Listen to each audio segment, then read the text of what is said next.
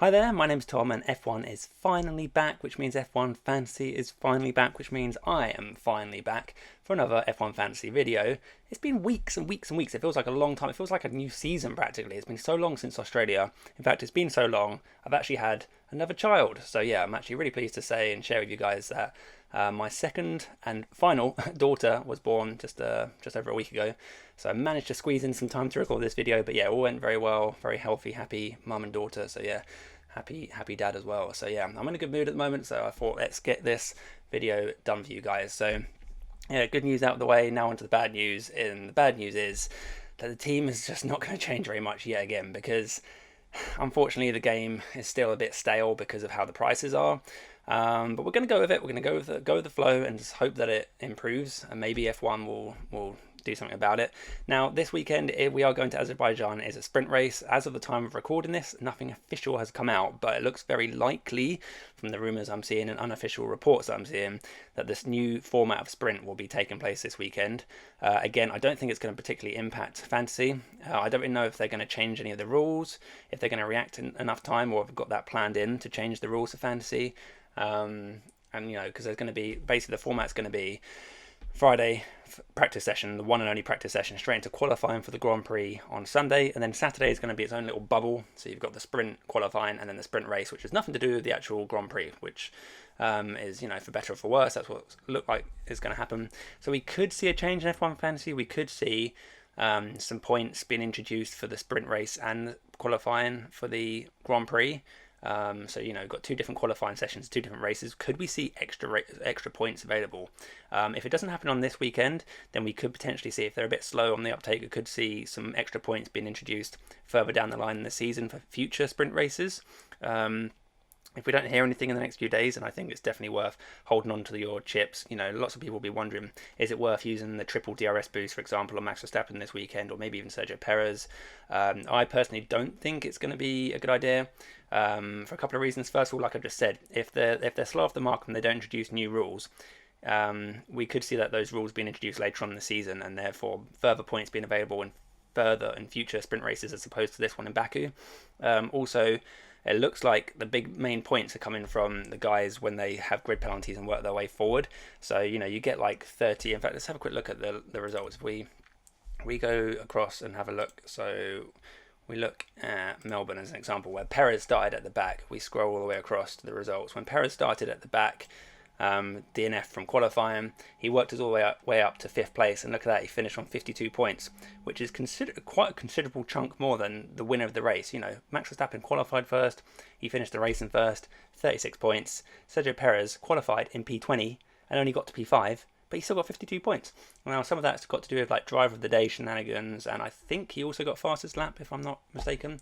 But regardless, there are definitely big points for those overtakes and positions gained for those big heavy hitting drivers. So in terms of the DRS boost, or the triple DRS boost, I have considered it. I was considering it on Max Verstappen, just because Red Bull is still clearly so far ahead, and it might be a safe bet to just put it on him and get those extra sort of 30 odd points if he wins the sprint and the Grand Prix. But I think with the other factors in mind, I don't think I'll be using any chips this weekend. The only thing I might consider using is the final fix, depending on how the sprint goes, how qualifying goes. You know, if one of your budget drivers like unexpectedly qualifies really high up or whatever, then maybe you could change it for the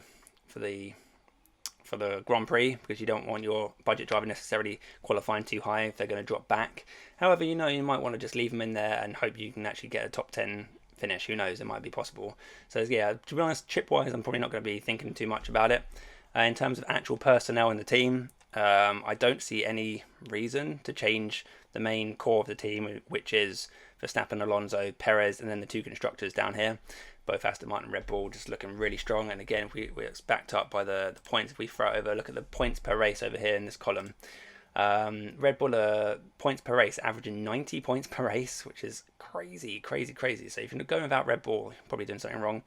And you also see down here Aston Martin pulling in an average of 43 points per race, which is more than the Mercedes and the Ferrari, even though their prices are significantly cheaper. And yeah, I don't think the price is going to be changed around too much anytime soon. We look at like Lewis Hamilton, who's clearly overpriced for the speed of the car, the pace of the Mercedes at the moment, and yet you can still see his price has gone up last season. It feels like last season. It's so long ago since Australia. So since Australia, his price has gone up. So obviously the people behind this game are only changing the prices purely based on performance. They're not worried about points per million. They're not going to try and balance it out as far as I can see. I wish they would try and balance it out and, bring the likes of Aston Martin assets much higher up towards 20 million, make it a bit more of an interesting thing. I don't know how they would implement it, but I feel like they need to try and, there's lots of different ways they could implement it without screwing over everyone's budget. I wish they would just try and do something rather than just do nothing. And at the moment they're doing nothing, and it's kind of a bit rubbish for the game. But like I say, we're going to play on and see what we can do. We'll play on and see what happens. Maybe they'll make some rule changes. In the meantime, I think the best team is to stick to this core. The only options, again, like I've said for the last couple of races for me, it's kind of between Lance Stroll and the budget option. I went with Yuki Tsunoda because I actually used my no negative chip in Australia, which was kind of justified, but also not justified, because we all know what happened in Australia last season. No, just a few weeks ago. It was carnage, absolute carnage, multiple DNFs, people crashing, especially on that final restart. However, because most of them finished like 90% plus of the race, they didn't actually get the -20, which is quite lucky for some people.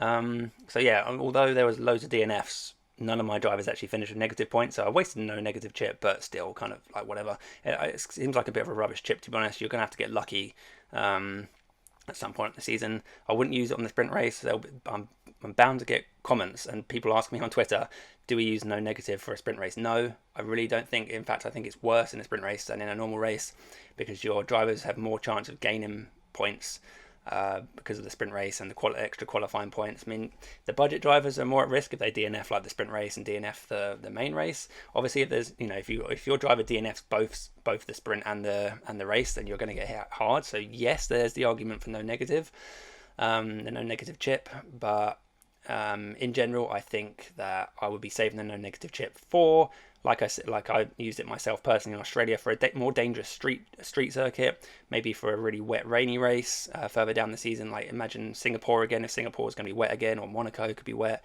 I'd use it for one of those races probably. So yeah, chip-wise, don't bother using anything. So let's get on to who we're going to put in these final two slots. I don't think I'm going to stick with Yuki Tsunoda unless I switch out Lance Stroll. Lance Stroll has actually not finished the race in the last two races at Baku, which does concern me. And someone who I would consider, the only person really I would consider switching him out for, is Pierre Gasly.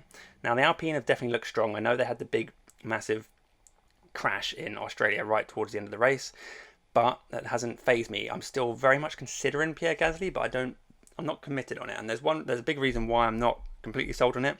It's the fact that I can't, that means I can't get my favourite budget driver, which is Guan Yu Zhou, or Zhou Guan Yu, however which way around you say it.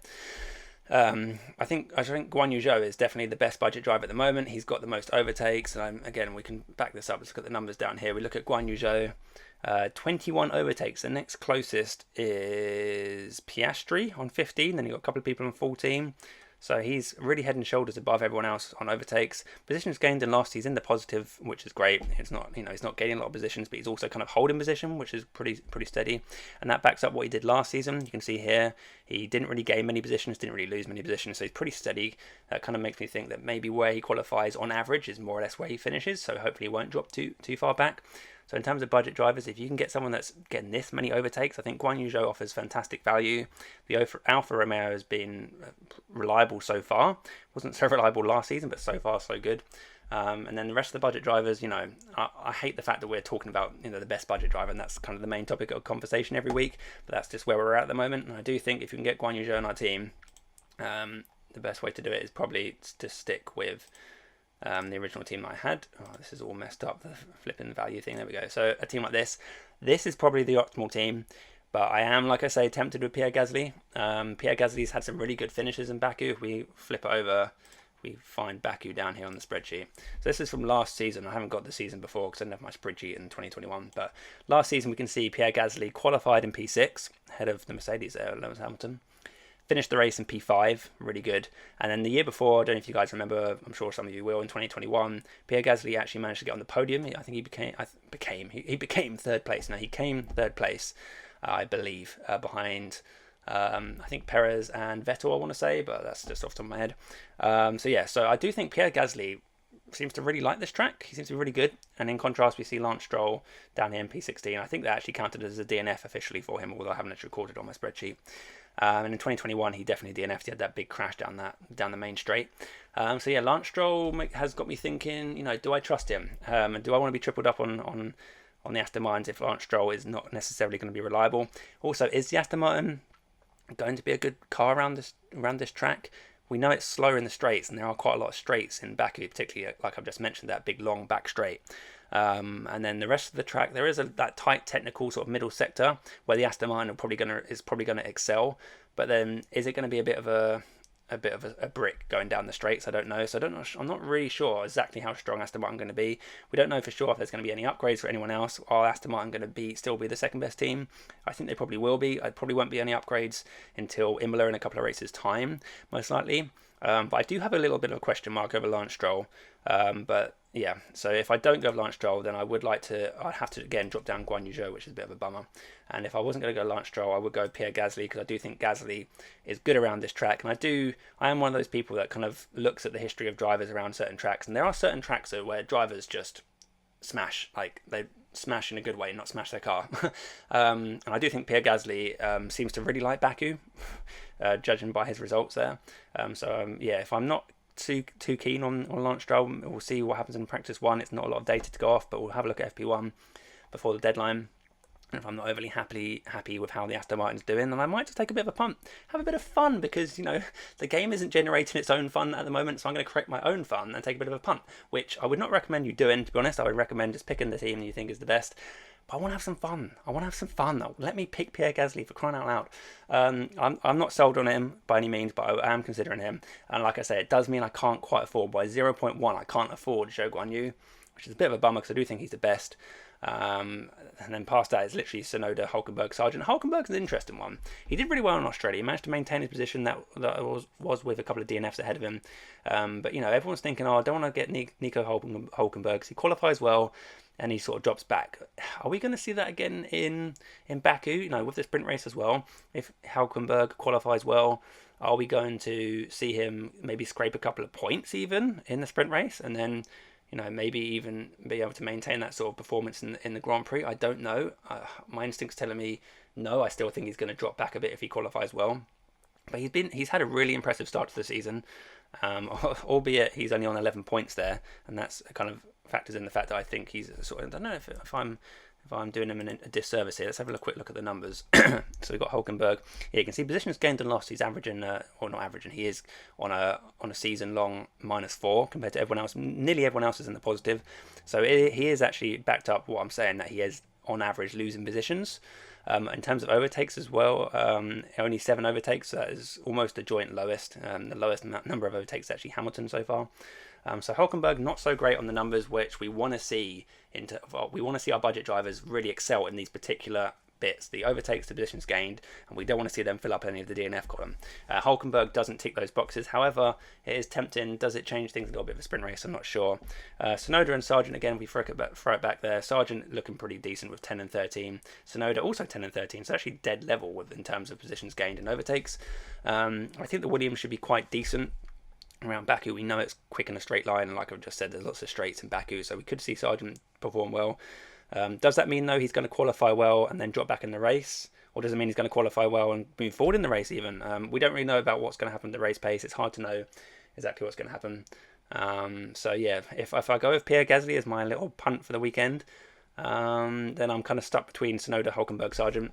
If I want to play it, I guess, safe and boring, which is probably the best way to play this game, then I'll stick with Lance Stroll and most likely put Guan Yu Zhou in. Again, we've only got the one practice session, and we don't know for sure if the sprint format's changing. As of the time of me recording this, it is currently Tuesday afternoon, so who knows, maybe right this second they're announcing it and my video is already outdated. That's the beauty of working on YouTube. You just you put a video out and it's already outdated. But anyway, keep an eye out for the news to see what is actually going to happen in the sprint race. And I think that's pretty much it for me from now, because like I said, there's not too much to discuss. I guess the last thing to talk about is the DRS boost, the 2 times DRS boost. And again, it's not really much of a discussion. I think for as long as the rules remain as they are, which I don't see them changing anytime soon, then Max Verstappen is most likely the best option. Alternatives to Max Verstappen, again, you could argue Sergio Perez possibly. In terms of other assets, Ferrari boys, I just don't see any reason to risk going off the template, to be honest. We could be like this for the rest of the season, I don't know, but it also could change dramatically with upgrades incoming over the next couple of races. So I just think now is the time to be patient and play it safe. In terms of playing it safe, my punt on Pierre Gasly isn't that risky, to be honest. It's not that much difference.